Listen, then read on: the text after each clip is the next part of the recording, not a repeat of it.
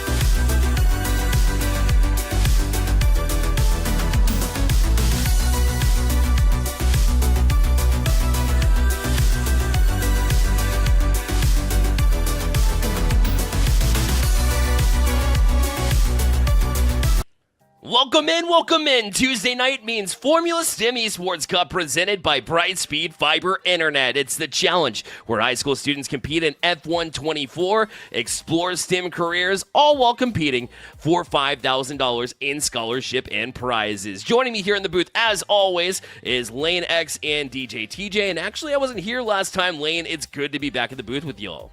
It's good to see you back, buddy. It's an honor to, again, share the both with you for another GP. And this time, they're very classical. They're very flowy but challenging. Silverstone, the British GP. It's going to be amazing. TJ, it's certainly a great and iconic track. There's no doubt about it. And glad to have you as always.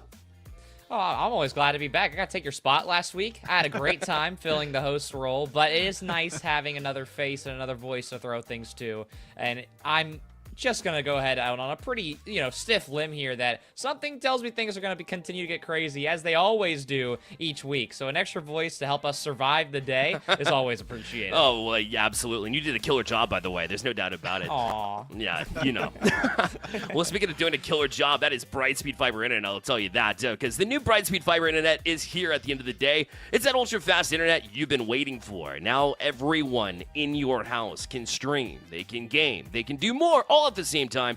Brightspeed technicians ensure your fiber internet works all over your house, and so can you.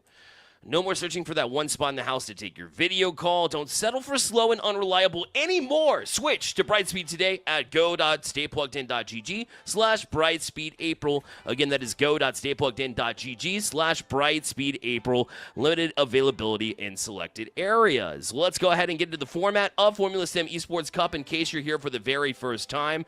TJ, you know the drill. You got 6 regular season weeks, and that's where we are today, all looking to accumulate into the May 13th event, the championship. We actually have one more week after, so I'll correct myself. But we're almost towards the end of that regular season. Well, first of all, if it's your first week joining us, you have missed out on quite the season, and we're going to touch on that in a little bit. But the format is just about as crazy as the racers are. It's pretty cutthroat. Obviously, you can see right here, there's a lot of numbers on your screen, but I'll try and make it as simple as possible. One GP race is held with up to 23 racers, not to mention that prior to that, we have preliminary quals, where the racers are divided up into 2 groups and must survive their prelim heats. And once they do, we take the best 23, and they find their way into the final GP. Now, we don't know if we're going to have 2 qualifiers or 1. We'll have that information for you soon, but that's about as linear as I can make it, Bear. Yeah, that was perfectly done, better than I could have done. That's why I threw it to you, and I'll be honest, that's why you got the job last time. But we also have the playoff qualifications. All these drivers are looking to gain a spot here, and of course, one way to do it is just simply win the podium lane, but also you're kind of concerned about points along the way as well. Oh yeah, you got 2 options here, and like I said, you can go for the playoffs by staying in the podium and one specific GP, or you could just, accumulate those points and do a better, how can I say, long run game here, perspective, and of course acquire yourself, lock yourself into the next phase of the championship. Now, it's a very democratic format as we have here in our Formula STEM Esports Cup, presented by Brightspeed Fiber Internet, but also it is very much about winning on that day. So if you're feeling inspired, you go for it and you lock yourself. Yeah, but then, of course, you got to go through points at that point in time. And, a good way to do that is just by being able to finish consistently. I mean, we've had drivers stay in that 5th to 7th range, and although they haven't really been able to get on the podium and secure their spot in the playoffs, well, that's also doing you favors, because look at the point system here. Even if you're in that 5th range, for example, 29 points a week, and you're giving yourself a solid shot against others who are finishing pretty consistently in that top 3. So that point system is where we're at. Everybody gets a point for participation, because we love participation here at Stay Plugged In. Well, of course, we want to go ahead and get into the meat and potatoes of the STEM portion of the Formula STEM Esports Cup as well. You all got to chat a little bit about the event manager and what they were able to do, or what they do within Formula Racing. TJ, I know you've done a lot of event management, so I'd love to kind of give the recap to everybody watching here. Well, first off, esports event management is very, very different than what we talked about. Esports is crazy, it is wild, and in the formula and racing world of things, it's also very wild. But with event management specifically, just like almost every pathway we've talked about this season, there are so many different routes to become an event manager, so many different ways you can be clarified as a talented event manager. You can run events within your specific racing team. You can run events for whole racing leagues, not to mention all the watch parties that happen at different HQs and et cetera, et cetera. I can go on for hours. Event management is a very broad field, and it's a beautiful one at that. Yeah, and a lot of opportunities within the scene, whether it be esports or in racing or wherever you find yourself with an event in front of you. But we do have our next topic as well, so go ahead and bring it up for us. It's something that we know very well, so we might be able to speak on this for hours, but we only have we have a deadline at the end of the day. But we will go over sports commentary. Being a sports commentator personally, has been just accumulation of everything that I've done in the past to work towards being able to present a product, be able to tell a story at the end of the day, Lane. I know you've done a great job with that in Call of Duty, in the many other titles. We worked Halo together, for example, so, but there's just so much into this, and Lane, you do such a fantastic job. You've had quite the resume. Talk a little bit about sports commentary. Oh man, I was waiting for this moment the entire season, to be honest. I'm even shaking here. I love to be a sports commentator myself. It is an amazing adventure, if you will, being creative, but also being being someone who reports, what is happening in the screen. So it is a fantastic job, and obviously you have the chance to color some actions, some decisions by players, by drivers, regardless of the sport. And I've been doing that myself for the last, 10 years in Portuguese, 2 years in English. It is been a blessing. Now, if you want to become a sports commentator, Bear, you have a lot of options. You can obviously focus on language. You can focus, as we see, a little bit on drama, on high school. You gotta make yourself a better storyteller in the end of the day, because you gotta be able to tell objective facts and events, but also, improvise and increase their colors to the audiences. Yeah, absolutely. Networking at F1 events, for example, specifically for like F1 commentary, but basically that applies across any sport, to be honest. Motorsport conferences and on LinkedIn, naturally, is an option. But I also, in esports commentary, there's a lot of Discord servers open where you can find these opportunities as well. And TJ, talk a little bit about how you got into commentary and some of the places where you find your opportunities.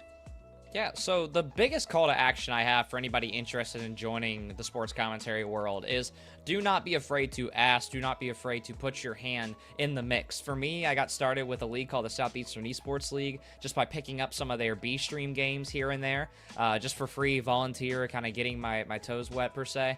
And then from there, I got to keep working with more teams. I got to build my own fan base. And then eventually it got to the point where the main league offered me a consistent spot. And that's my current day-to-day job. Also outside of that, a lot of high school programs are starting to get involved in their broadcasting teams. You can get involved as early as your freshman year if there is a production program at your school. And even if there isn't, it takes a camera, it takes OBS, and it takes a mic. It is very, very easy to go to your basketball game, go to your football games, and just start broadcasting. And also in the college scale, I mean, Bear, you know this, I'm going on scholarship to go do commentary. So there's a lot of worlds and avenues for you to go pursue, but you've got to stick your foot out and just take that first step. And how incredible is that? You know, the many opportunities. It's very easy to get into it. I, for example, did content. I was on Twitch, and so I was just playing Rocket League, and I was like, hey, you know what'd be fun?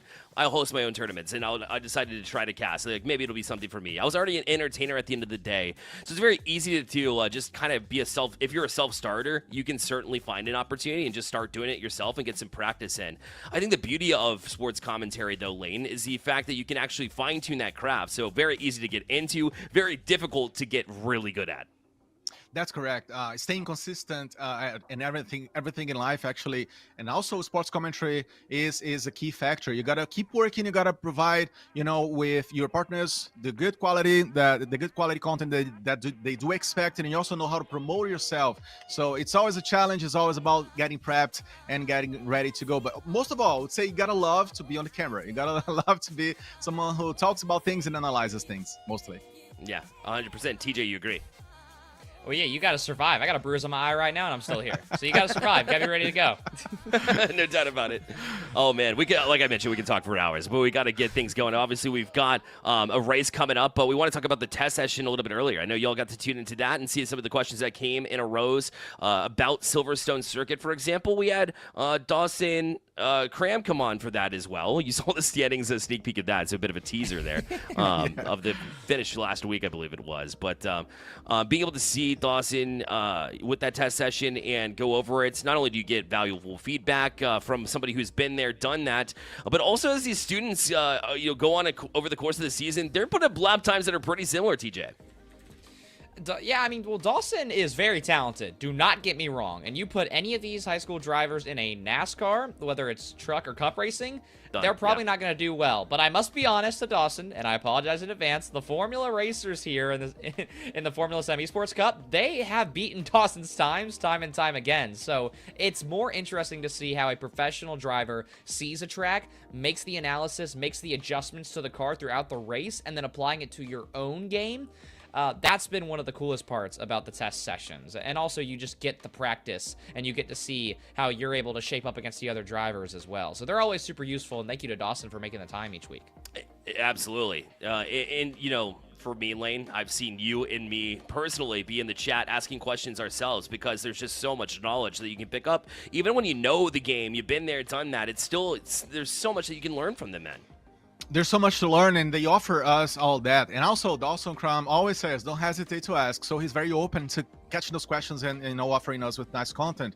He mentioned, by the way, last time we saw him on action, actually at this precise live session you just mentioned, he said that today Silverstone is going to be a mental game, a mental chess game in this case, because it's going to be all about finding that balance, right?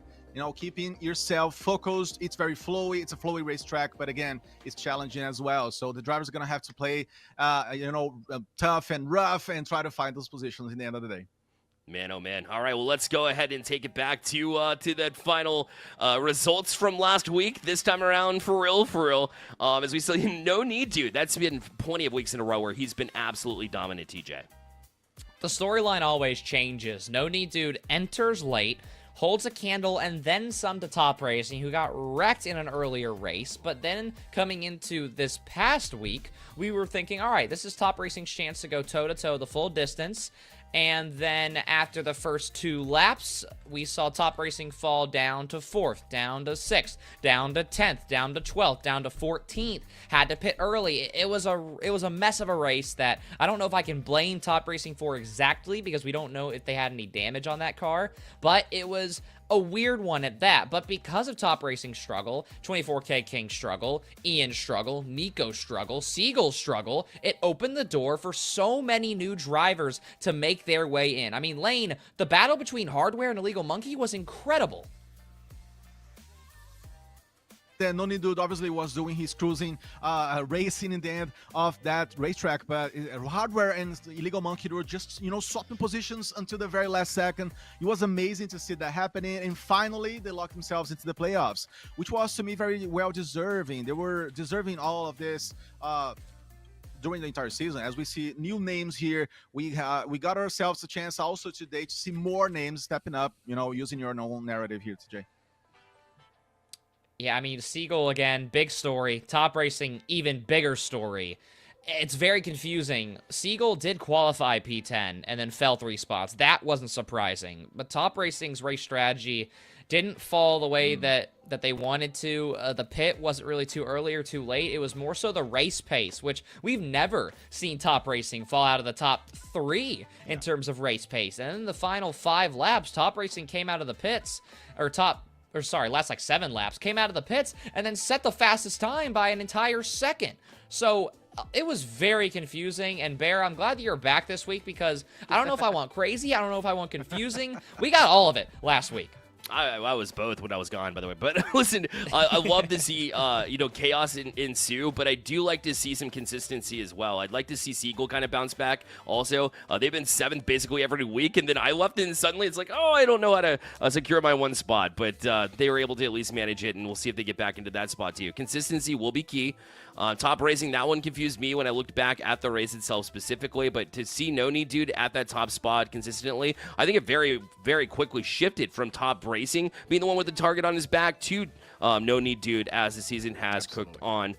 And so let's look at the standings, because it's been, 5 regular season GPs, and 8 racers have been able to secure a spot just through the podium alone. So Top Racing, part of that conversation, but you got 24K King, you got Ian, you got No Need Dude, you got Nico, and you got Squeaky Hardware there, Lane. Yeah, and you also got James. You got, many of these guys who are fighting so well in the end of the day. You got yourself the top 10 standings over here in the image. And mentioning quickly about Top Racing, yeah, he has been an oscillating season, has been seeing that happening. Began with hards and then went to medium hards, for instance, pit stopping very late on lap number 10. So out of 15, obviously, last week. So I want to see how he's going to be adjusting to this Silverstone GP of today, to also try to catch up with the buddies that are up of him, because it's going to be obviously a challenge until the very end of the season, reaching to the playoffs. And also, TJ, I want to see more from Nico, right? He was a rising star, the bright rookie of the season, but then, apparently not doing so well in the last 2 weeks, let's say. He's going to have a competition, fierce competition from Mile Proto, for instance, and Mao as well. Well, I'm going to call it like it is, that's for sure. I believe that every driver who, quote-unquote, was projected to get a spot or deserved a top 3 spot has officially done it. So now you're looking at who's right on the outside, right? Joseph and Siegel. That's easily the next battle to watch out for. And Nico, yes, has struggled a lot. I do believe that Nico is, like many of the drivers in the Formula 7 Esports Cup, they are very good at certain tracks, and then they struggle on many others. For Nico, I think that on their rookie race, they came in on their best track and have struggled ever since. But that's the great part about this format. And also the bad if you don't get a spot. You get a spot, you're guaranteed. You don't have to worry about the points that much. You're just trying to get better week in and week out. And every driver who is right there fighting has earned their spots, except for Joseph, Siegel, and Mao in the top 10. So those battles will be interesting, but now with a full-strength grid coming back, a full-strength casting desk as well back in action, I imagine things to return back to normal. I think No Need to Top Racing will take some of those top spots, And then whoever gets that third spot could go to any of the 5 other drivers who already have playoff spots, not to mention maybe it does go to Joseph. Maybe it does go to Siegel. Who knows? Maybe Jakai has another great week. We have no idea what we're getting into, and Bear Silverstone, not one of the easiest tracks in the game. No doubt about it. I mean, it's been around for a while. It creates some of the best racing that you'll see, but it is one of those tracks that can be very difficult, especially in a season as short as this one, where you have to learn a lot of tracks pretty quickly, especially if you don't know them. So let's go ahead and bring up Silverstone right now and check out the track ahead of us as we get things geared up for 1GP, has been the word from our production team. So we'll get that track up for you. But in the meantime, I did want to talk about Jakai to you because they had a great week, but Mile Proto had a great week to you. But I think Mao actually had one of the better weeks last week to you. So, Lane, when you talk about these racers who are looking to gain that top 20 spot, certainly you feel like Mao has had a couple of those performances.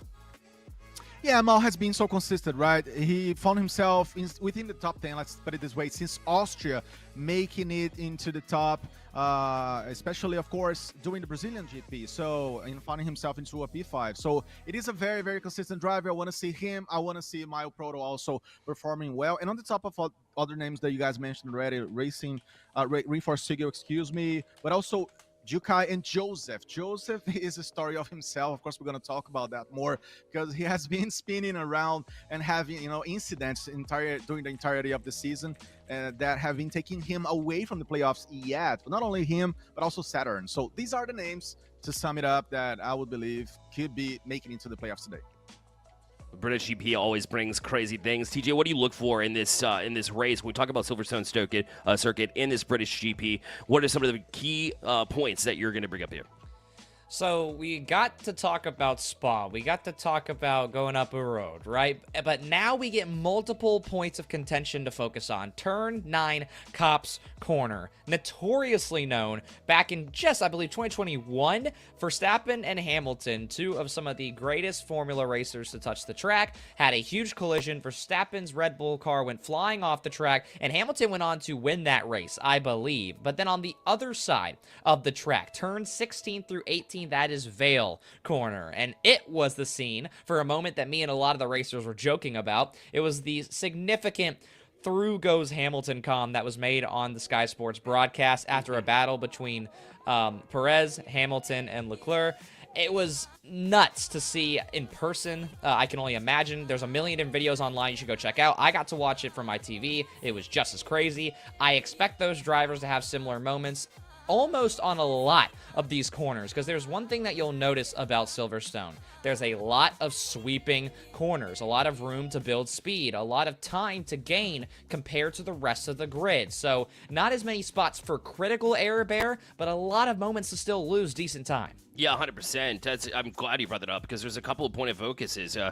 For example, you're talking about Lewis Hamilton. In 2018, the British Grand Prix, he compared a flat-out lap around Silverstone to a flying a fighter jet, by the way, which is pretty wild. Lots of high speeds, lots of turns, and only 2 zones for DRS in addition to that. So not a whole lot of straightaways, but that means you can make up more time. But that being said, we transition into the qualifying session now. So 15 minutes or so for these racers. TJ and Lane, take it away.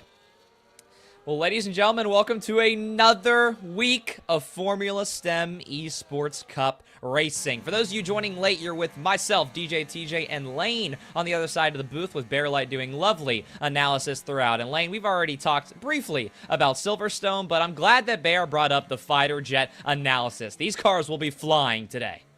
They're going to be flying today because it is a very fast racetrack. I'm eager to see how these drivers are going to be dealing with that amount of speed, obviously maximizing that momentum, but also dealing with those turns, right? We got to talk about this, TJ. I mean, the end of sectors number 1 and 2, you got to have yourself the need of braking hardly and working on that apex and, getting yourself out of those turns with quality. So that's what Silverstone is about. It's going to be cool to see all that happening today as we see the first warming movements here by the guys.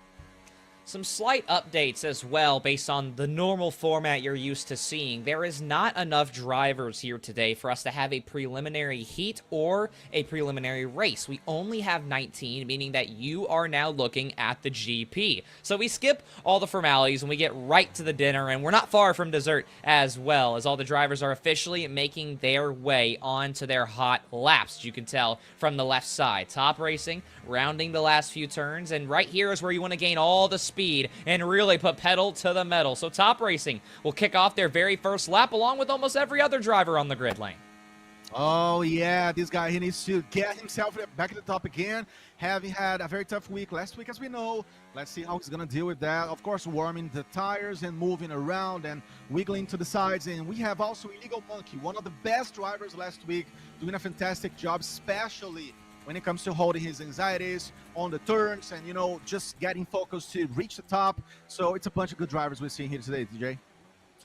Well, we're going to be hopping around a lot of drivers today because it is a full qualifying session. But as you can notice, you just saw the entire Sector 1 light up. That means that Top Racing has set the fastest based out of everybody else who is on the grid. So yes, James will get the very first lap time, but it is not guaranteed to be the fastest just yet. Squeaky Hardware cuts 2 whole seconds off of it immediately, and you can still see on that map at the bottom, there's a lot of drivers about to finish their laps out. As you can see, we're starting to fill in the minute 30 mark, the minute 28 mark. More drivers finding their spots in the minute 29 mark. On the very first lap here, I'm expecting many of our top 10, their golden number, to be a 127 point, take whatever 10th you may want. And I'm expecting No Need Dude and Top Racing, when they come around, to be setting somewhere in the range of maybe a minute 20. I'll throw out a minute 26.1. Okay, Joseph goes 126.9. So hopefully that prediction will stay. Top Racing actually is at a 127.2. Slow start for somebody in the top 5.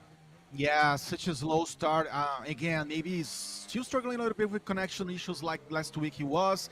Let's see how he's going to be dealing with that today. Top Racing made a very nice last portion of Spa GP last week. Let's see this week how he's going to be dealing with Silverstone, as we have No Need Dude in the leadership when it comes to the time. Obviously, his favorite spot already leading the pack. Joseph, yeah, that guy's going to be doing a lot of work today to try to reach the playoffs already. So we are seeing the usual names, right, TJ? Not a lot of news here when it comes to those top 5 guys at least, and some drivers trying to step up. Obviously, Nico, Mayo, Proto, and Evan. Evan also, you know, how trying to show up in this moment here already in the qualifying session. We do have a new driver as well. Dylan Driver, to be exact. That's a completely new name that we have not seen all season, and already sitting at a 128.8. So an interesting story, maybe to keep one eye on. And in terms of the other, you might as well look here at No Need Dude, who is on their cooldown lap. I do want to clarify, I don't believe they are going full throttle because they just set that 126.8, but that's an even more interesting point, in my opinion, is that No Need Dude does get the fastest lap. That is not a surprise, but Joseph is right there on the tail. And expounding on that as well, Joseph is currently the best of the rest. That is the only driver in the top 8 who does not have a guaranteed playoff spot. And the point difference between those drivers is within, other than No Need Dude, it's in with 10, within 20, within 30. So one race is all it takes for that entire maybe 3 to 8 to 9 range to really start switching up. But No Need Dude, I mean, no surprise here. Fully expecting them to still be in control of the race, and Top Racing hopefully will be able to survive the entire race this time. But also looking down the grid lane, a lot of normal names finding their way into the top 5, top 10. Absolutely. And just a quick note on Joseph, to color obviously the commentary. It is a guy that has been struggling all over the season, as we said actually in the pre-show, as we saw during the season in previous weeks. He improved actually his pit stop strategies, you know, from pre-season obviously to now, but he had a lot of incidents. Collisions in Brazil, spun at the very end at the Spa GP when you surged. TJ, yourself, we were mentioning that very situation. He spun again. You know, unfortunate for him, as we could see on the lap number 13, right, out of 15, TJ. So he was unfortunate of, you know, having a very, very complicated end. So Joseph could be a guy, like I said, the best of the rest. I totally agree with that saying. Let's see how he's going to show up today.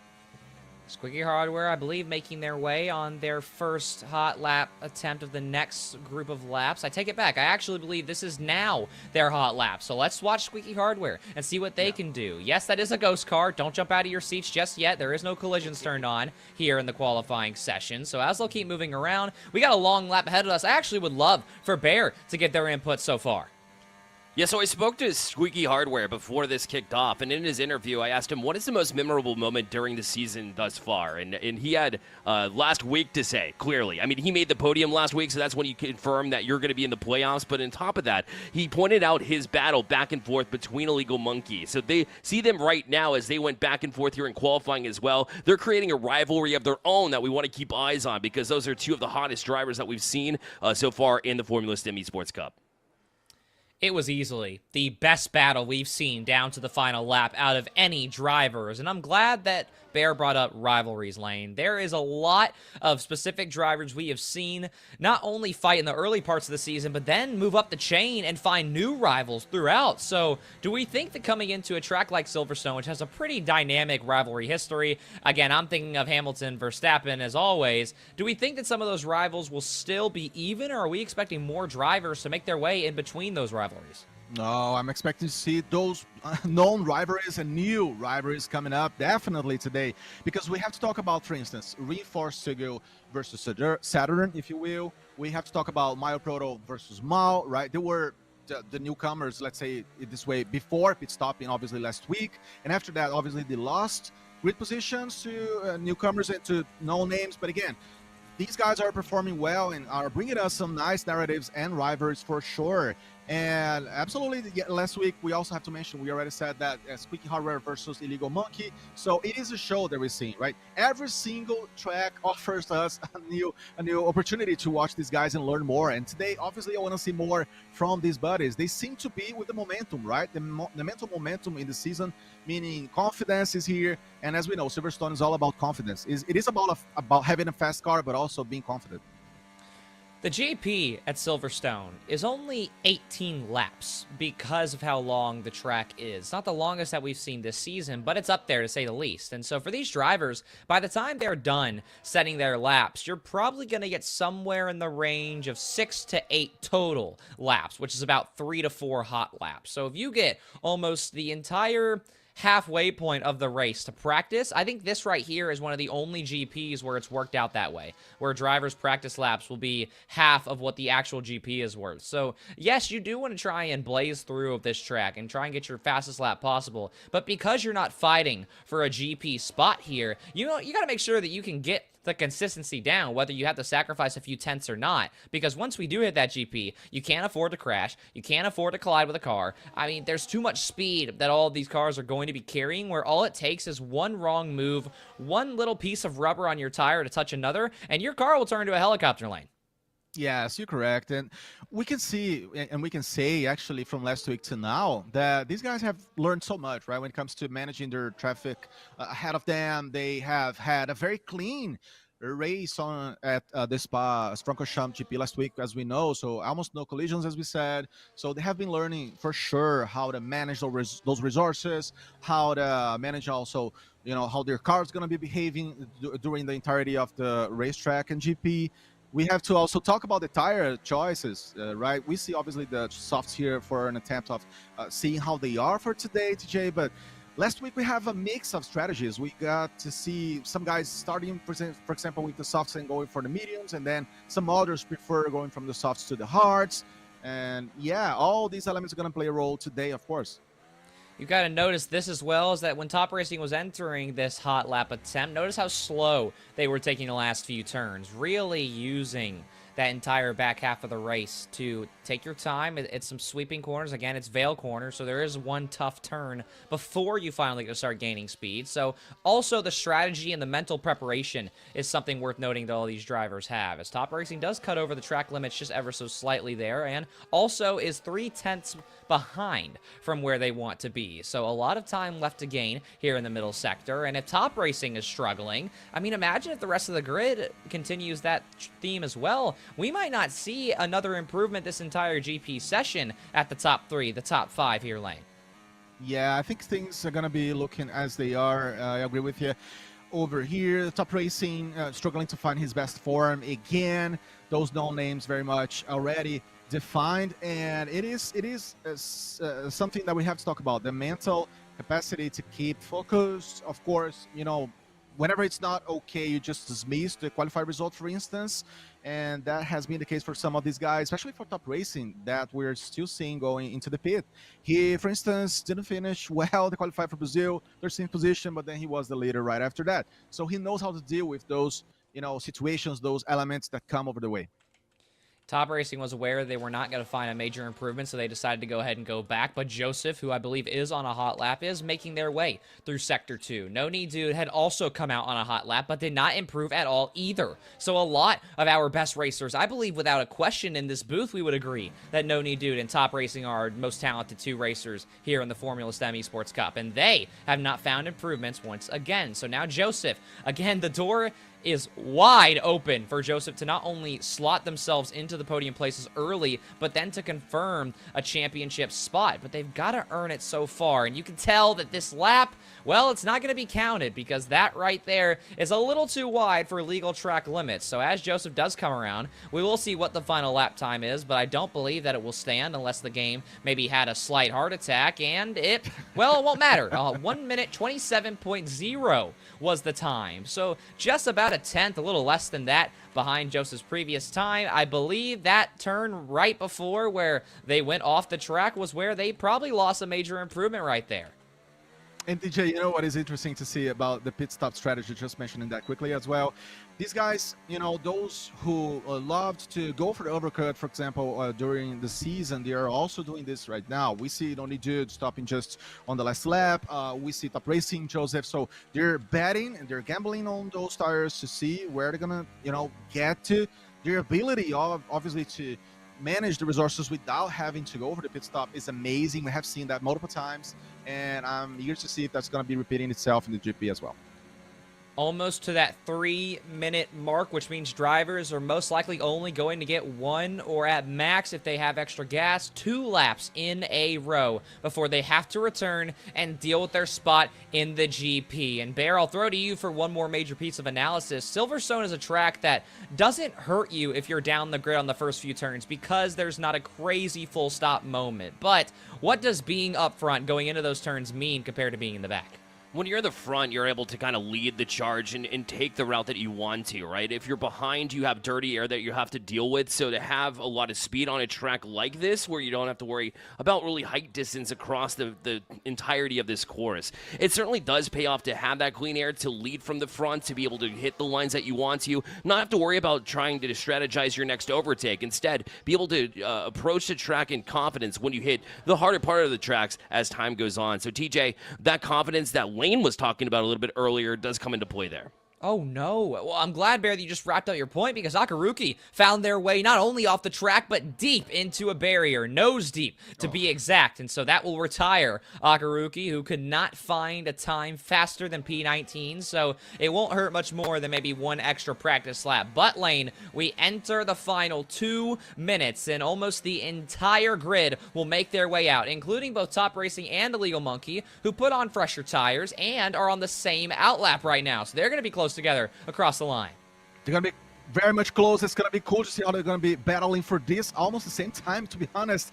But yeah, talking about these elements of, collisions, again, it's unfortunate for Akaruki. Not a very consistent season so far. Best spot was P16 at the Monza GP, so not a whole lot. He's got to keep working hard, and he's got a lot to improve, obviously, for the next season of our Formula STEM Esports Cup.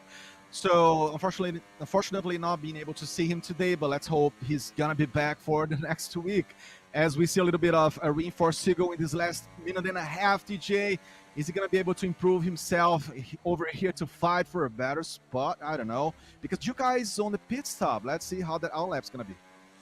Well, I don't think Jakai's going to make it out in time. There's already a minute left, so here's what Siegel can do. Across the line, does not jump into a major spot. Will stay at P9, looking for lucky number P7 for those of you, if you know, you know. But with a minute left, here come the final drivers who will most likely be making their final attempt, as almost everybody is starting to slowly make their way around. As you can see, I believe there's 6 drivers altogether coming around the 3rd sector, and I believe leading the pack is Noni Dude or Illegal Monkey. I can't tell, and as they come across the line, I don't see a major improvement just yet. I'm still looking on the left side. I'm still not seeing names move around, so with 30 seconds left, we're watching Siegel, which should be on the cooldown lap. I'm not sure why we're not catching the other action, but maybe Siegel is on a hot lap. Maybe this is it right here, coming all the way through Sector 2. It does so far seem to be decently on track. I didn't catch the exact interval, but the rest of the grid stays the same other than 24K King, who made their way in front of Top Racing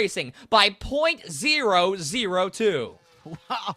Yeah, in the most British manner, right? Well behaving, qualifying. Also, let's see if the GP is going to be the same. But as you said, some slight changes on positions. The grid positions almost the same from the beginning to the end. Obviously, as we begin to see the checkered flag, let's see the final spots getting decided. And that, oh man, that leading pack's going to be crazy. It's going to be cool.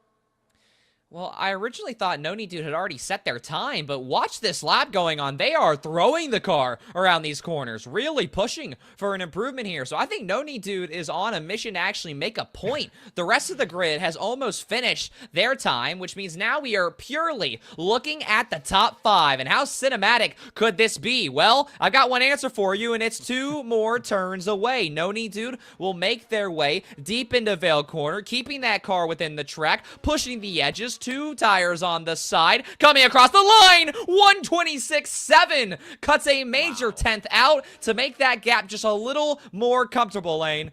Wow, that's so good for him. Very, very steady, very, very solid. Again, Noni Dude leading the pack, very good driver, and a very, very, how can I say, well put finish here. He really went for it, as we could see, not just joking, not, wiggling, just going for it and trying to make it best he could. And Noni Dude again, becoming the real king of the season so far. Wait a minute. Don't jump it just yet. Top Racing will make their way deep into Vale as well. Comes across the line at a 137. So you know what, Lane?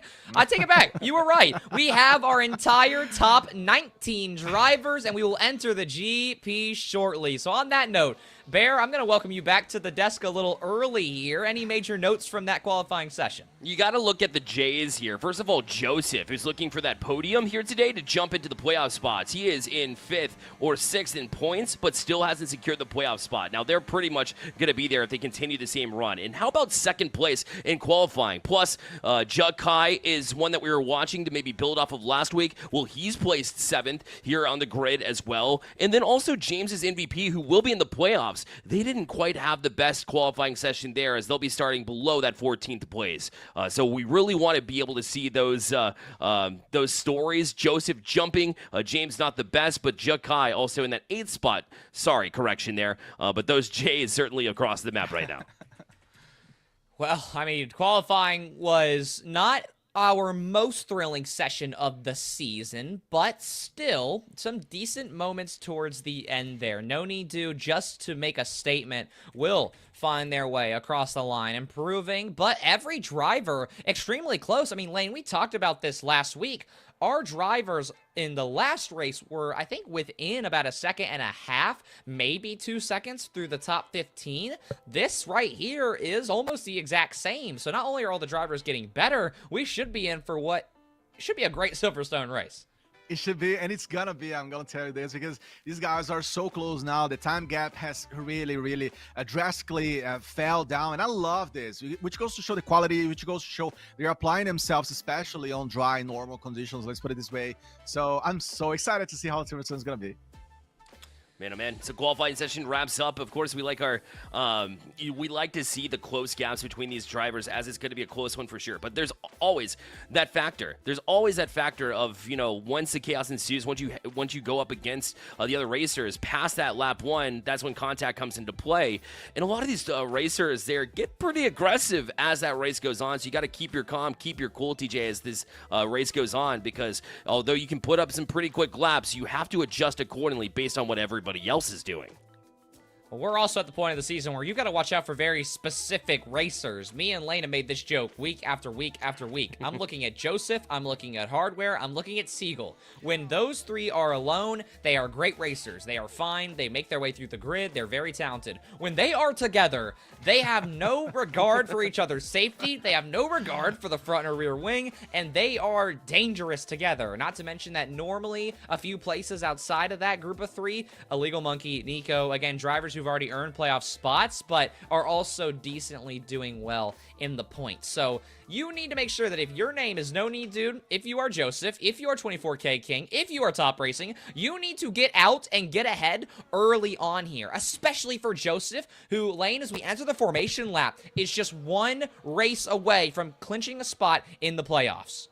He absolutely could be one of the next. I'm totally expecting that from him, Joseph, to finally, maybe today, make a very steady Silverstone and, find himself with the best calls, no mistakes, no margin at all anymore for any wrong elements here. Let's see how he's going to be doing that today, TJ. I'm very excited to see how Joseph's going to be fighting. Again, a very versatile driver with the tire compounds as well. He has changed his choices in the beginning of the previous GPs last week's a lot, so he already showed us before, again, that he can definitely do whatever he needs to do inside of the track, as we could see some of the strategies, the potential strategies for today. So I'm really looking into Joseph here.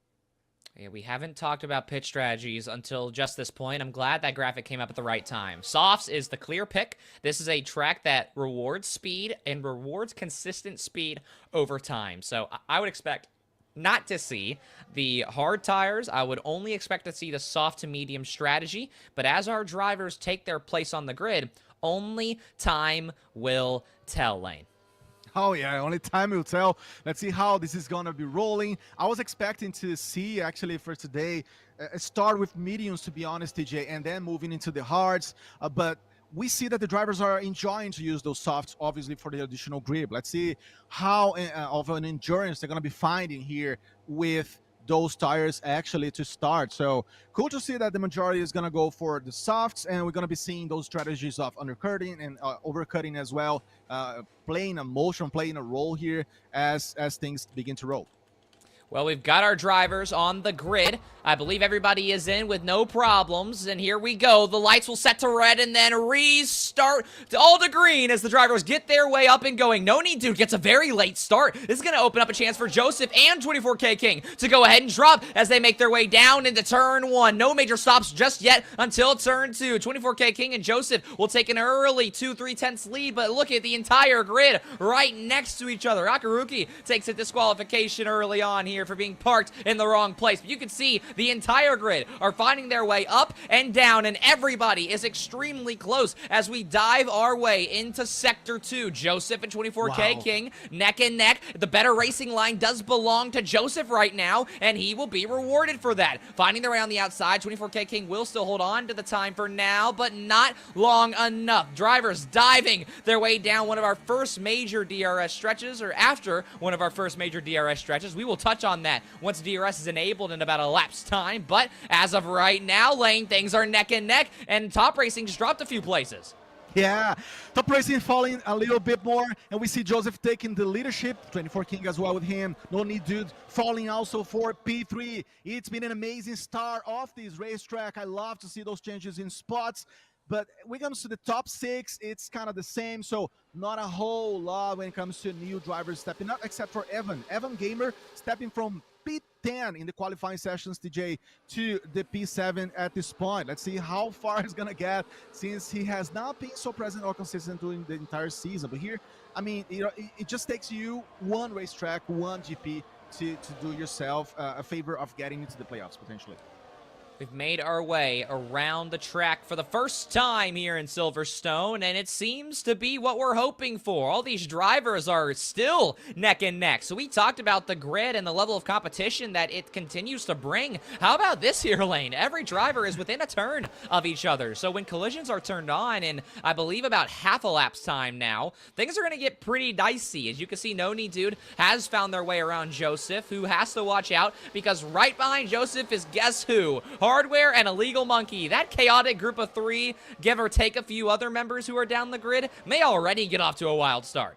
Yeah, and they're going to get now to the best sector, in my opinion, of Silverstone, which is the second sector. Very flowy. It's all about the speed. It's all about how you're going to be managing the specific turns right in front of you. There you go. A lot of speed on those set of turns that are going to be taking you to the third sector. And it's amazing to see those drivers fighting for positions in spots. And we also have to say that Mario Proto is already out, DNF'd at this point, TJ.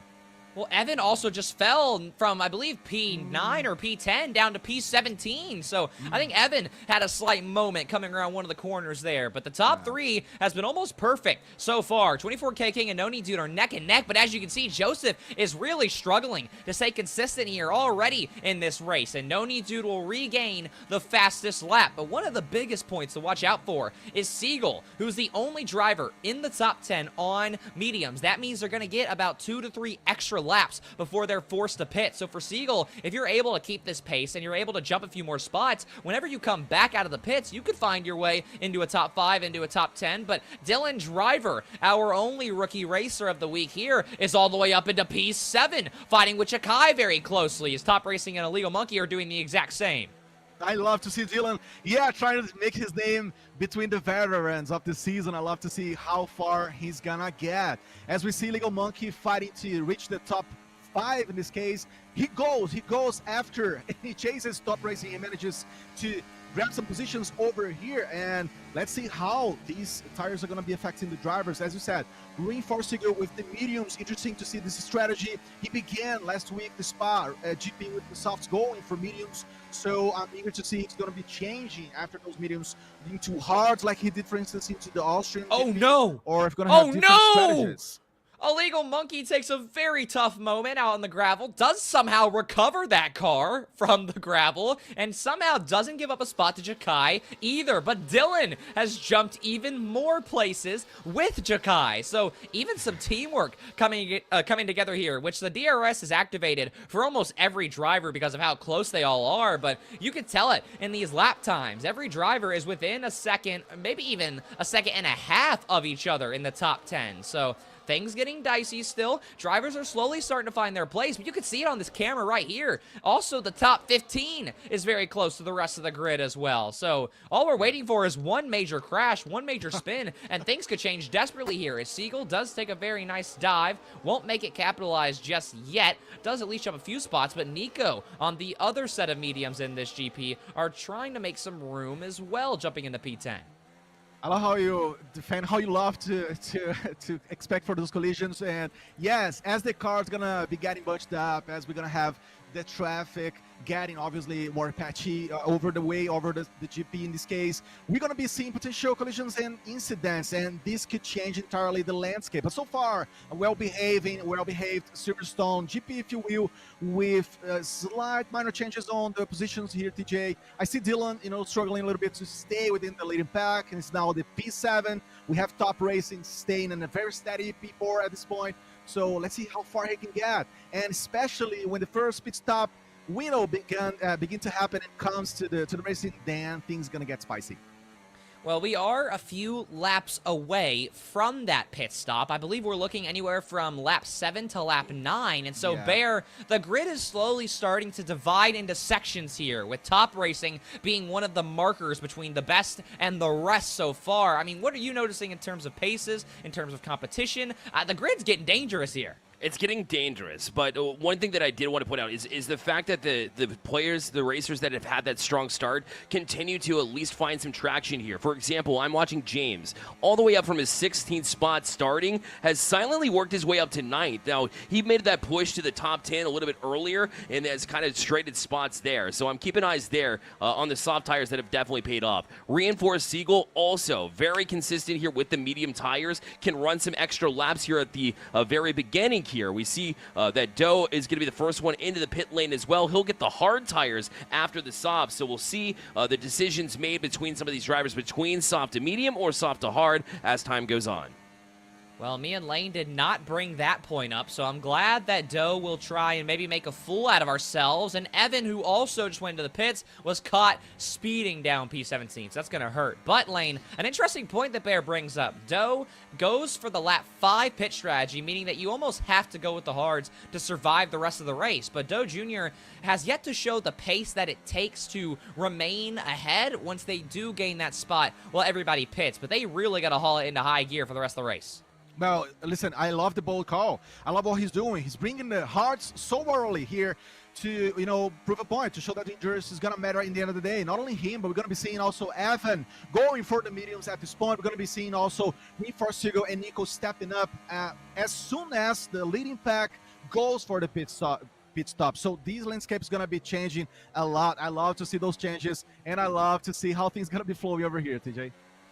Top Racing is also still struggling here in the P6 to P4 range. Right now, they sit right in the dead center of it, but for a driver like Top Racing, who has had their fair share of external struggles in the first few races, now has had to deal with internal struggles. There's been no collision that has caused Top Racing's race to get out of hand, both last race and this race. And yes, every point does matter, but with a driver like Top Racing, or when you look at the rest of the points, which would be 24K King, Squeaky Hardware, Ian, those drivers still have to make a point, and Ian isn't even here today to race, which is a point we didn't even talk about up until now. So for Top Racing, this is a big moment for you to make sure you can prove to us in the broadcast that you are one of the best drivers on the grid, but also a great chance to gain some points and pass Ian in the standings.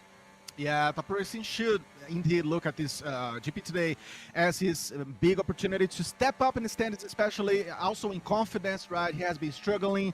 Again, he's one of the most talented drivers we have in the season, but he's got to keep showing up. He's got to keep inside of the podium or top 5 to, make his legacy live on to the days and to the end of the season. As we see Joseph falling a little bit, right, from the last laps to now, TJ, from the leadership into the top 3, but still a very strong contender. There he goes, passing Hardware again with those softs that are going to be not lasting so long. Again, we're looking to see the pit stop window happen at any moment. It's going to be changing things entirely in a little bit. I mean, I wish that we had a replay of the very start of this race, because you saw that Joseph got a way better start than No Need Dude and quickly made sure they could gain major time on No Need Dude, but also stay in the contention of the top 3. And Joseph got a really great start that we didn't get to talk about because they started all the way down in, Hardware, started in P6. So now with both those drivers finding their way into the top 3, we may be in a similar scenario to potentially how Hardware and Monkey fought, where you really just want to stay together, use your DRS, and continue to gain places as a group, as a unit of 2, rather than a solo racer. Not to mention there's a 2-second gap between them and Monkey and Top Racing, who then has a 4-second gap to the rest of the grid. So we may see some teams of drivers coming together here. I mean, Hardware and Joseph could gain those 2 seconds, but also Monkey and Top Racing could work together to gain those other 2 seconds on the future parts of the grid. But who knows? We're coming up on that very first pit window here, as it should open up after the drivers come around for this lap. But Lane, what is the call here if you're No Need Dude? They've stayed out for most of the GPs. Well, No Need Dude is an overcutter, as I like to say. He likes to wait for the rest of the grid, pit stop, and then decide on his own call. I'm here to see how he's going to be managing that leadership spot on that matter, on the top of seeing his opponents going for the jack stance. So let's see how things going to be rolling. And again, we have to praise him because it's been such a fantastic season, such a steady driver, not opening margins for mistakes. And again, catching podium spots for the last 3 races, we have to say, in a row. So this guy knows what he's doing. Well, so far, it looks like every driver will stay out. Nobody going for any major undercuts other than Doe Jr. But as the drivers are very still in tight contention, Bear, I wonder, are they going to prioritize the race place instead of an early pit strategy, or will they make the judgment call to step out of the fight and then re-enter? I think one of the biggest things to note is that most of them are on softs, right? So if you're on softs, you've got to be able to pit pretty soon, especially if you see your times dropping a little bit, most notably 24K King. So if you're in this position where you've been dropping places on these soft tires, maybe you do go in for the mediums a little bit earlier to try to gain some track. Maybe those different tires can just give you a different feel at the end of the day. But if you're like no need dude right now, and you are just putting up lap time after lap time at the highest level, you can afford being able to just continuously put on laps that are pretty comparable to those who would pit stop in the first place. Well, here we go as we bring it up. It will be Top Racing and No Need Dude alongside Illegal Monkey, who are our first major pit lane driver. Driver, Mr. Dillon himself, will make a decision to jump in. A lot of the grid will actually pit early. So now comes a really interesting judgment call. Almost the entire top 10 has split itself in two. Some drivers who are deciding to go out and trust themselves for an extra lap, and the other half want to go ahead and get used to those medium tires early here. But even bigger than that is now Nico and Siegel here lane, who still probably have at least an extra 2 laps on those mediums, but can they gain enough time to maybe get over Jakai, to maybe get close to Joseph? I mean, it's a 7-second gap. I'm not sure we can get to that point yet, but you got to make sure you defend yourself from the drivers behind as well. Well, you know, I love to see Nico's strategy reinforce Sigo as well when it comes to stopping just once potentially, but in the middle of the GP itself. So let's see how far they're going to get. I'm eager to see how they're going to be stepping up, if they're going to be going further for the top 3, because we already have Sealed Satyr stepping up, Saturn as well. So these guys are going to be fighting, even though they got a huge time gap, right? When it comes to trying to fight off a reinforced Sigo, as we see Mao trying to go and make their way into the top as well. But as we can see, half of the grid now, DJ, going for those mediums and not changing it anymore, of course, going from now until the end. This right here is the closest the grid has ever been. They all, or at least the first half, decided to pit and have come out within about 10-ish seconds of one another, give or take maybe A&80, who joined this race late, I believe. But now here comes the moment of truth. No Need Dude is leading the pack, and will this pack be able to work its way all the way around the grid here? Joseph as well deciding to pit, switching to mediums. Everybody looks like they will switch to mediums, but here comes No Need Dude, who's making their way around. Now, here comes the moment of truth. If all the drivers are going to come out just in time, you can see them on the right side of your screen there. It's going to be pretty close making their way around. No Need Dude has already jumped everybody other than Joseph, other than Siegel. There goes the pass on Joseph. Siegel as well is actually, sorry, I take it back, has not made the decision to pit yet. So Siegel, a bold call to stay out an extra lap than the entire grid. But in the meantime, Joseph has made a great call. Still remains in the top 3, but has to worry about Top Racing and Illegal Monkey, who are still fighting neck and neck. Yeah, No Need Dude has to worry about Joseph. Reinforced Sigo has to worry about No Need Dude, right? Even though obviously Sigo has like 12 seconds off a time gap ahead of him as a benefit for him, excuse me. But he's got to work. He's got to work, and he's got to be worried because No Need Dude is almost beginning to feel like Max Verstappen, right? When he comes behind you, when you see him through the mirror, you're gonna get shaky because he is a fantastic driver, as No Need Dude it is here in our Formula STEM Esports Cup. It's been such a crazy opportunity for Sigo here, but again, he's gonna have to make that call. He's gonna have to go for the pit stop, DJ, sooner or later, and No Need Dude's gonna be right behind him, already melting that difference, right, from 12 seconds down to 10.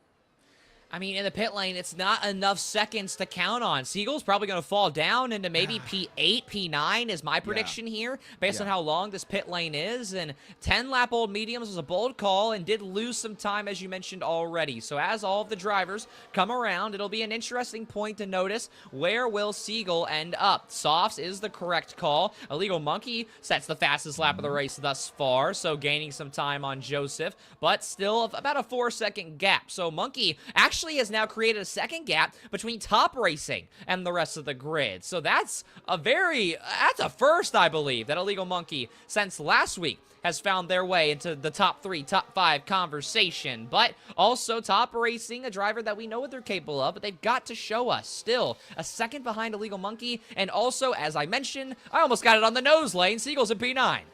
Yeah, Siegel, he's a P9. Yeah, you got almost there.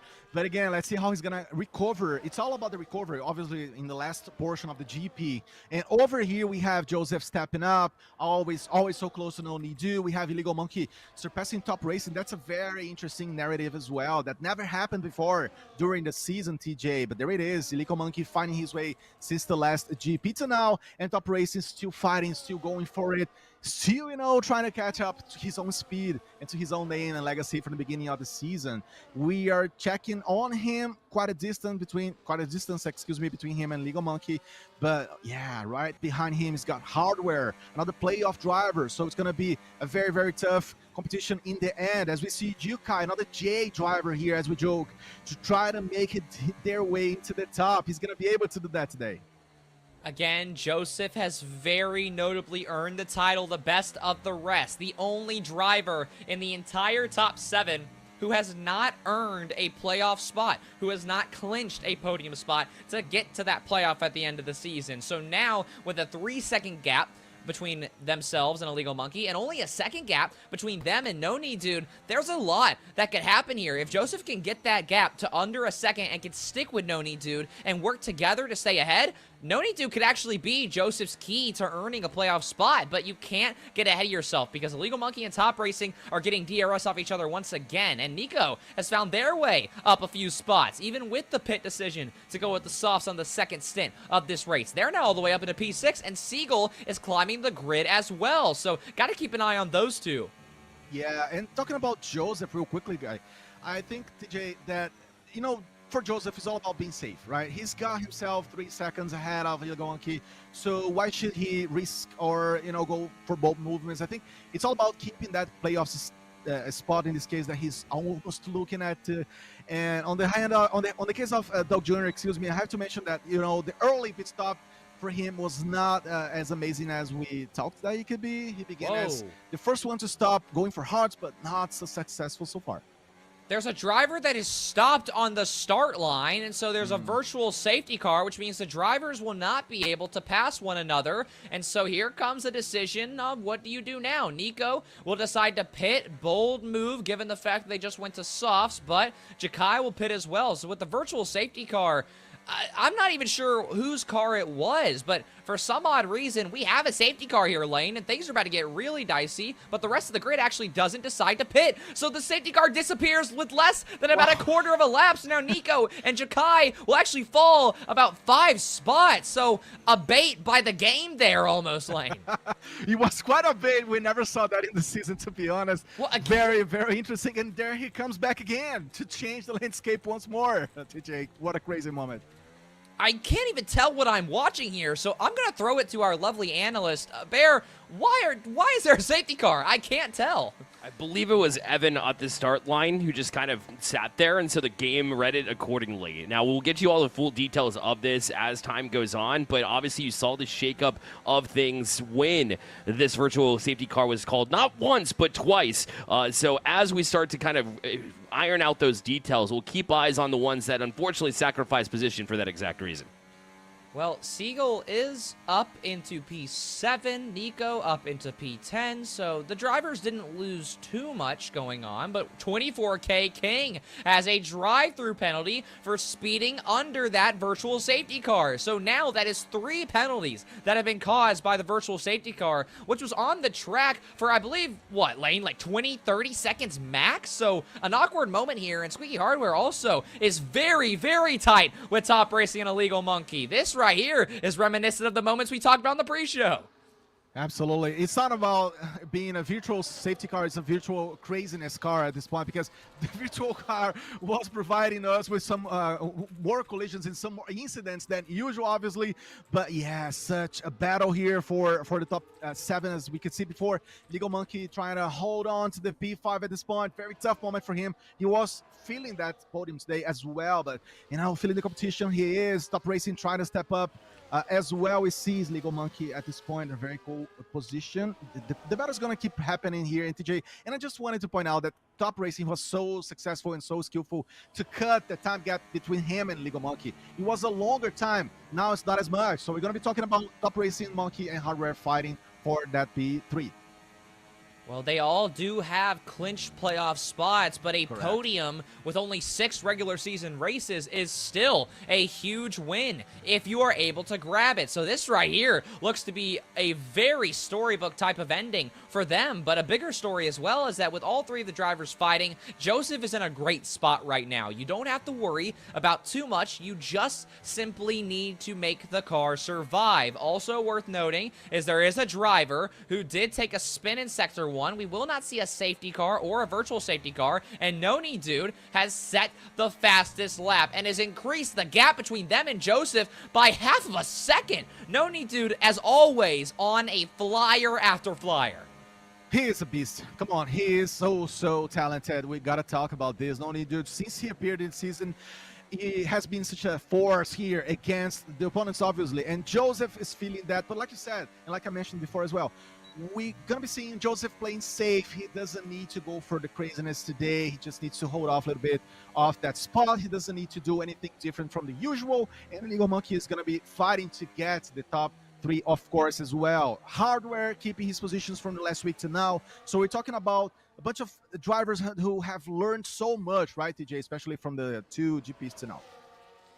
The grid continues to divide itself into skill groups. The entire top 5 is within 5 seconds of one another. About P6 to P8 within another 5, 6-ish seconds of one another. And then P9 all the way down to P16 is actually within 10 seconds of one another. So a lot of fights still left to go in terms of how will this lap or this race finish out. Sater has found their way, who was in P15 on those softs earlier, all the way up into P10. And Jakai, who was hurt by the virtual safety car pit stop decision earlier, is still stuck at P14. So 3 of the soft drivers neck and neck with one another. They are finding gaps on one another, but even through the virtual safety car, can Jakai make a comeback? I mean, somebody who was incredible last week and gained a lot of points for doing so is also just kind of struggling. And Mao, somebody who was impressive as well, has been stuck in this P12 position for almost the entire race. But one of the biggest stories of them all, Dylan Driver, the rookie, has been comfortably in P10 the entire race lane.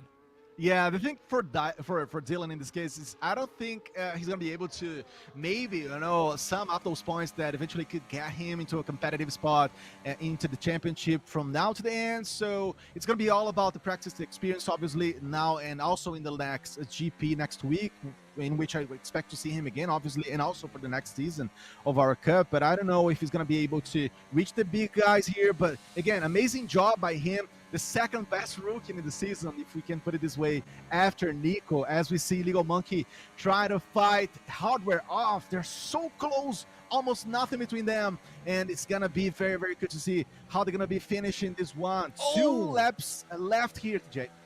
We're getting a little bit of deja vu lane. It's just me and you watching Hardware and Monkey fight for P3 once again. And last time it came within, I believe, a 1/10 of a second. As of right now, that's exactly how it stands. But worth more than that, Joseph has lost about a 1.5 seconds. So now if Hardware and Monkey can keep working together, they could turn this gap down in about 2 laps time. Joseph is losing a lot of time, not just to Noni Dude, but also to the rest of the grid. And Top Racing has fallen 7/10 behind. So they're going to be hoping that Hardware and Monkey maybe have a tough turn, a tough moment, and fall out. But if there's anything we learned last week, these drivers will battle for the next 2 laps all the way to the very end. It's gonna be so exciting. Yeah, almost repetition from last week. And as you said, Joseph losing time compared to Noni Dude, he's feeling it. He's feeling the competition, but he's got to hold on. He has improved so much his calls during the season, and now it's his moment. Now it's his time. As we see Hardware stepping up, Illegal Monkey fighting for those positions. These two guys still fighting so beautifully. Last time that this fight happened, it was I gotta apologize earlier. They were fighting for P2, not P3. And Hardware was ahead by 3/10 at the end of the day. So now they're not just fighting together on the podium, they're actually fighting a more dire battle for a podium spot in the first place, which, yes, they have playoff spots, and yes, Joseph is one lap away from clinching theirs, but this means a little more than both of you being on the podium. You know, you both get the victory lap, the victory celebration. Now, only one of you can be on that post-race screen celebrating, and they're going to fight like it as Hardware builds a 3/10 gap for the time being. So far, again, it's almost exact deja vu as Hardware takes the lead. It's so beautiful to see, right? Because it's almost a repetition indeed from last week. And also on the standings, these guys are close as well, TJ. Because Squeaky Hardware is the top 3 in the standings and Illegal Monkey is the top 6. So I would say, all things considered, you know, it's going to be more important for Illegal Monkey to make it happen because he has been having such a tough season as opposed to Hardware, who has been a more successful season in this case. That DRS has gotten dangerous as well. Top Racing has fallen back an entire second and then some because Hardware and Monkey have worked together. Also, Joseph continues to learn more, continues to just gain more and more time on Joseph. They are struggling hard here. I mean, not exactly together, but to gain a decent amount of time. But now that gap was 2 seconds. Now it's only a second and a half. But here on the last lap, almost the entire top of the grid will enter together into Sector 1. So Joseph, all they have to do is just survive a little longer, Lane. A little longer with no mistakes, and yeah, hold off that P2. So key, so essential for him. Let's see Illegal Monkey fighting against Hardware is still one of the most beautiful battles we've seen in this season, to be honest. You know, going from GP to GP, and that doesn't change, just gets better and spicier and dicier. But there he goes, Monkey passes and goes for the P3, overtaking against Hardware. Top Racing finds a penalty, but as we come around, it'll be no need due to cross the line first. Joseph does stay alive, and Squeaky Hardware will win the rivalry one more time. This time by 5 entire tenths. What a fight between those two, but Joseph is the biggest story of the day. They clinch a spot in the playoffs, and as we look down the grid, James and Dylan within about 2 seconds of one another. Dylan, in his rookie race, finds their way into P7. An incredible drive from them. Nico and Siegel as well, fighting to the very end, are somewhat close, but not close enough. That looks like our grid will stay the way that it seems. But A&80 and Mao, they're close as well. It doesn't look like those positions will be traded. Siegel, a tough race for them, will come across at P10. A&80 with the penalty drops down to P13. So Chakai, who made that call, is rewarded for it at the end, was able to actually jump another driver and will stay at P11. But Lane, without further ado, that is our grid. Another incredible drive from No Knee Dude, and Joseph locks in the playoffs. Yeah, and they repeated their performance from the qualifying session to now. No Knee Dude and Joseph, 24 King by his time, falling a little bit. Top Racing as well, but not as much. And of course, Hardware, Squeaky Hardware going up to the top. So what a day to remember with James being the driver of the day. I mean, so many drivers, as always, found their way from their pit position, or from their qualifying positions, so decently, so well, and it's a very, very deserving celebration for these 3 individuals you see on your screen right here. No Knee Dude, again, didn't just have 1 second, didn't just have 2, had 4 seconds, almost 5 of time to relax and just keep that foot on the gas pedal. Has easily gained the title of our best driver on the grid, and will not only continue to have that title, but will dominate in the points total as well. They were at 173. They're going to now jump an extra 50, and they were also an entire 50 ahead of P2 in the driver's standing. So a great moment for No Knee Dude, but also Joseph, a massive congratulations. They find their way into a great drive, a comfortable one at that, and they let Hardware and Monkey fight for the rest. And TJ, something important we have to highlight as well. These drivers, they learn how to go for the pit stop and do their strategies over there, right? Stopping just once, I guess. I haven't seen, if I'm not mistaken, one single driver today going twice or even three times. So the mistakes are in the past. They are in the beginning of the season. I do love to see that. Those adjustments, those lessons, they are definitely here. Well, welcome back, Bear, to the desk. That was a fun one at that. And some big stories to talk about outside of the top three. 24K King fell down from P3 to P9. In a more positive note, Dylan, again, rookie race, P12 up to P7. We continue to see this grid not only struggle with themselves, but struggle with each other, but they're all getting better together. And that's what the Formula STEM Esports Cup is all about. It's been a cleaner racing all around. I couldn't agree more. Number one, we saw less penalties outside of that crazy virtual safety car situation that we saw a little bit earlier on. But that means the drivers are understanding the mission at hand a lot clearer, which has been awesome to see. And I love to see the jumps of these racers. James was huge, yes, earned the in-game title of the best racer, but Joseph, by far, obviously he was looking for that podium, finally can kind of brush that off his shoulders and say, we're good now, we're in the playoffs, we're ready to go. And he was chasing down No Need Dude for a second before No Need Dude then opened the gap quite tremendously. The biggest thing that I saw, of course, was the rivalry back and forth between Squeaky Hardware and Illegal Monkey. That rivalry continues to heat up as the two look to battle through for bragging rights and be able to have some fun in communication. So all these drivers have been doing incredible things. And shout out to Dylan Driver, who, you know, might not have a lot of points here because it's their first race, but listen, the way that they raced here this time, Lane, I honestly think that they might have an opportunity to hit the podium next week and make the playoffs. I would say so as well. I would say the Nico effect, let's put it this way, could be happening to Dear Dylan next GP. He could be finding his way because he was very steady, right? He made the right calls when it comes to the tires and the stopping. Obviously, he knew how to fight the guys. He stayed within the middle pack, and that's very tough. I was going to point out that he surpassed many big names we have in the season. Well, Reinforced Stiegel did not get your 7th place, TJ, so that's sad to see. Yeah. However, a few of the factors that played into that, though.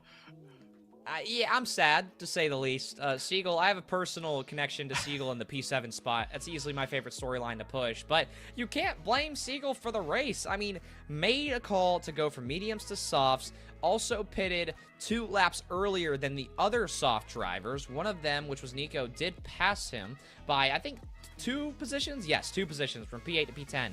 So a moment to learn. Silverstone is a track that carries a lot of speed, so when you go for an overcut or an undercut, there's a lot of factors you have to keep in mind. Elaine already touched on this. The pit strategy kind of mental game is almost its own video game inside of F1 24. So shout out to the drivers for being good sports about it and continuing. Also, a point that we didn't bring up that I'll throw into the void for us to talk about is that Illegal Monkey pitted an entire lap earlier and was only 5 tenths behind, only 3 tenths behind coming into the final turn, but 5 tenths behind on the final line to Squeaky Hardware. So that is a good note for Squeaky Hardware going into the championship race, which we're only a few weeks away from, is that you know you can pit later and still stay ahead to one of your rivals and one of the best drivers on the grid. That's a beautiful point. And then you see those two battle it out, Squeaky Hardware, Illegal Monkey. We say, hey, rivalry. And, of course, they want to beat one another. Lane, is it even more effective to maybe play teammates? Because the way they treated DRS and closed Joseph by less than a second, that means DRS was going to open up for them on that gap. So, you know, you could really utilize that evenness in those two racers to give yourselves an advantage at the end of the day. You can, absolutely. I think the DRS, the slipstream, all these factors are so key to the performance of the drivers. We saw that today as well, because Silverstone was supposed to really be fast and flowy, as we could see. So let's see how drivers are going to be enjoying that on the next GP as well, also in the playoffs. And on that note, Bear, since you brought that topic specifically, No Need Dude, for instance, has been so magisterial. We saw that and we said that multiple times, but not only because of that, but he's able to create a leadership without that slipstream, without having someone ahead of him. So such a fantastic driver again. So props to him, and yeah, everything has been doing so far. TJ, first of all, No Need Dude didn't have the best start, right, as far as off the grid itself, like literally the first couple of seconds. We saw Joseph just dive in and actually take the lead there, but it seemed like even without that clean air, he was able to regain that lead pretty confidently, and then when he got that clean air, he was able to run away with it. What do you have to do as a driver in order to challenge No Need Dude in some of these GPs?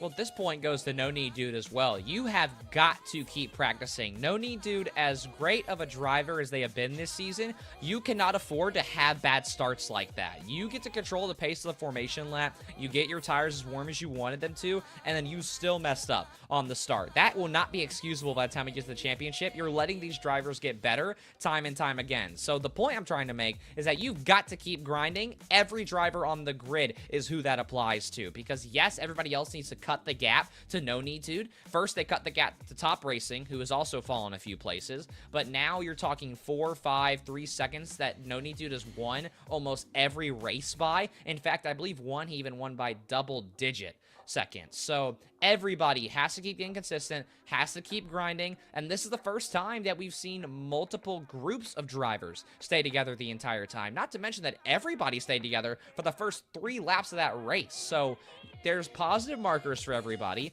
some more positive than others, but as long as you keep your head down, keep driving, keep your foot on the gas pedal, and keep grinding these tracks away, you'll be ready when the championship comes. All it takes is one crash, one bad turn, or one great drive to win the whole thing.